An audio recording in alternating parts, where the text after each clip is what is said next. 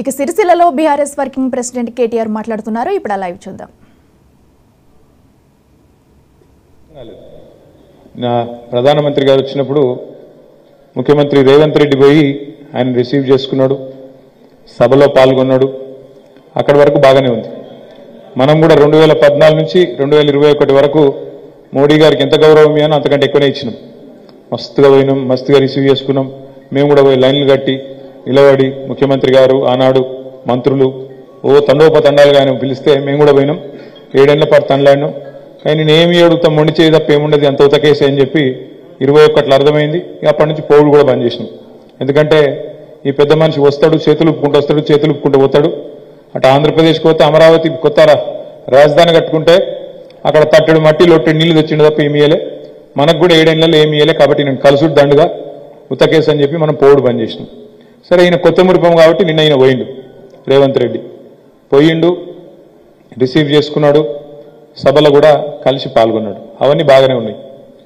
కానీ బాధాకరమైన పరిస్థితి ఏంటంటే ఒక కొత్త రాష్ట్రంగా ఎంతో మంది ఆత్మ బలిదానాల తర్వాత, వీరోచిత పోరాటాల తర్వాత, రాజీనామాల తర్వాత ఢిల్లీ మెడలు వంచి సాధించుకున్న తెలంగాణను కేసీఆర్ గారి నాయకత్వంలో మనం గత 10 సంవత్సరాలుగా భారతదేశానికి ఒక ఆదర్శ రాష్ట్రంగా మార్చినాం. ఎన్నో రంగాలలో, 1-2 కాదు, ఎన్నో రంగాలలో భారతదేశమే తెలంగాణ ఆచరిస్తుంది, భారతదేశం అనుసరిస్తుంది అన్నట్టు what Telangana does today India does tomorrow అనే స్థాయికి గత 10 ఏళ్లలో మనం తీసుకొని పోయినాం.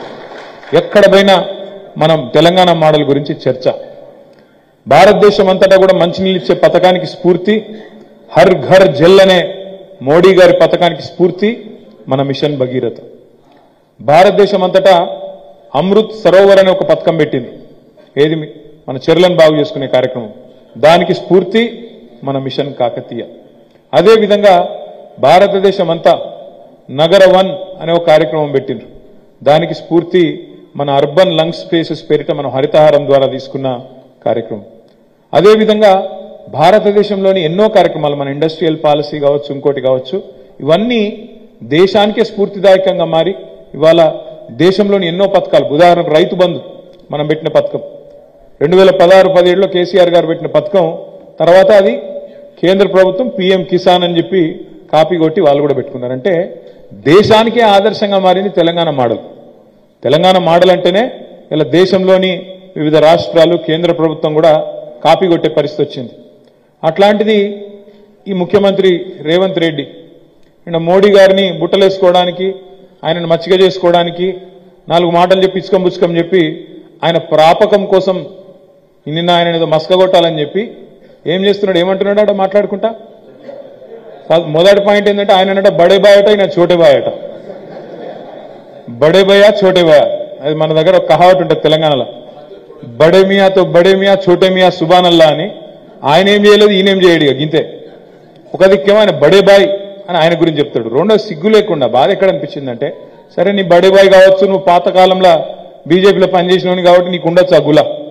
గతంలో ఏబీవీపీలో పనిచేసినావు, RSS పత్రికలలో పనిచేసినావు కాబట్టి, నీకు ఆ ప్రింటింగ్ ప్రెస్లో పనిచేసినావు కాబట్టి నీకు ఆ గుల ఉండొచ్చు ఎంతో కొంత. మా బడే బాయ్ అని పాత వాసనలు ఒకపోవచ్చు రేవంత్ రెడ్డికి.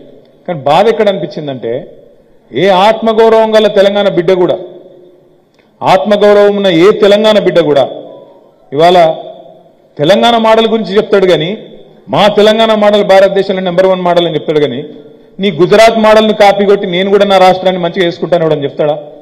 ఎంత ఘోరం అంటే, ఇదే ముఖ్యమంత్రి, ఇదే రేవంత్ రెడ్డి సరిగ్గా 3 నెలల కిందటనో 4 నెలల కిందటనో ఈయననే మాట్లాడింది, ఎవరో కాదు.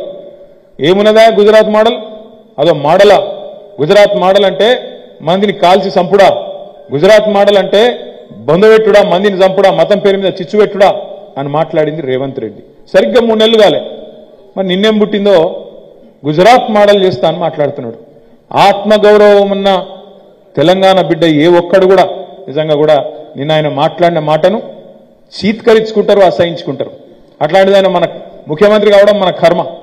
అట్లాంటి ముఖ్యమంత్రి ఈరోజు ఆ వేదిక మీద నిలబడి నిన్న మాట్లాడుతూ ఉంటే నిజంగా సిగ్గనిపించింది. బడే బాయ్ అంటాడు.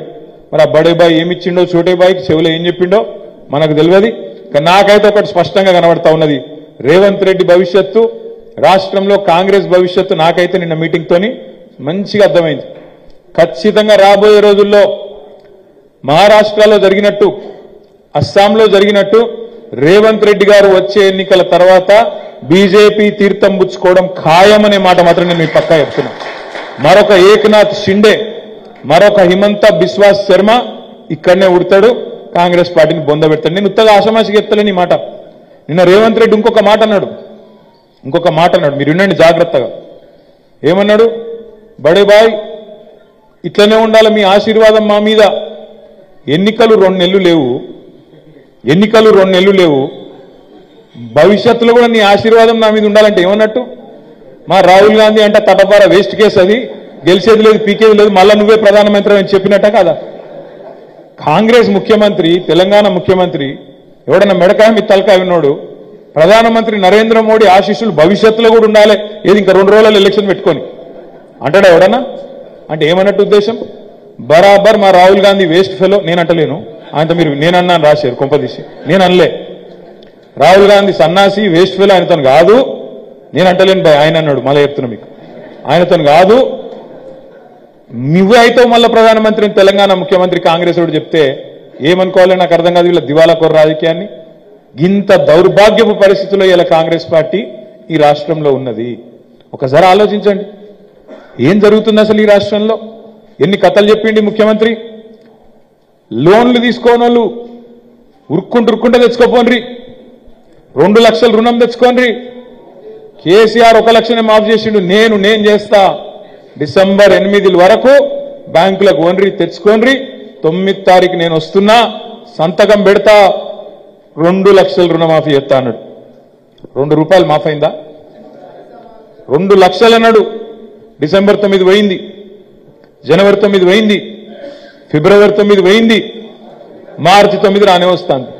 ఏమైందా రేవంత్ రెడ్డి అంటే రేపో ఎల్లుండి అంటాడు, నేను డిసెంబర్ 9 2023 అని చెప్పినా, 28 అని చెప్పినా, 29 అని చెప్పినా అని అంటాడు. ఆయన మామూలుడు కాదు.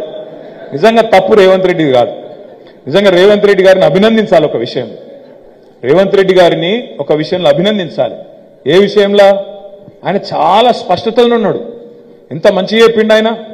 ప్రజలు మోసపోవాలనే కోరుకుంటారు, మోసం చేసేటోళ్ళనే నమ్ముతారు. టీవీలో చెప్పిండి, ఇదేం సాటుమాట కూడా చెప్పలే ఆయన. మోసం చేసేటోళ్ళనే నమ్ముతారు, కాబట్టి మేము మోసపు మాటలే చెప్తాం, మోసపోతాం మీ కర్మ అన్నాడు. అందుకే ఇప్పుడు నేను అక్కడ పోయినా, నేను రామలక్ష్మణులపల్లి అని ఒక ఊరుంటుంది ముస్తాబాద్ మండలంలో, ఆడికి పోయినా. అక్కడ రేణుకా ఎల్లమ్మ గుడి కడితే ఆడ దేవుడికి దండం పెట్టుకోమంటే పోయి బయటికి రాగానే 5-6 గ్రామాల రైతులు వచ్చిండ్రు. కొండాపూరోళ్ళు, పదిరోళ్ళు, రామలక్ష్మణుల పల్లెళ్ళు, ఆ చుట్టుపక్కల గ్రామాల రైతులందరూ, హరిదాస్ నగర్ వాళ్ళు, అందరు ఆవునూరోళ్ళు, వాళ్ళందరూ వచ్చిండ్రు. వచ్చి అన్న పంటలు ఎండిపోతాయి, పొలాలు ఎండిపోతాయి, జర నీళ్ళు ఇప్పి అన్నారు. ఏం చెప్పాలి నేను వాళ్ళకు? పొలాలు ఎండిపోతాయి, నీళ్ళు ఇప్పి అని అడిగారు. నేను ఒకటే అన్న వాళ్ళని, మీకు యాదికుందా కేసీఆర్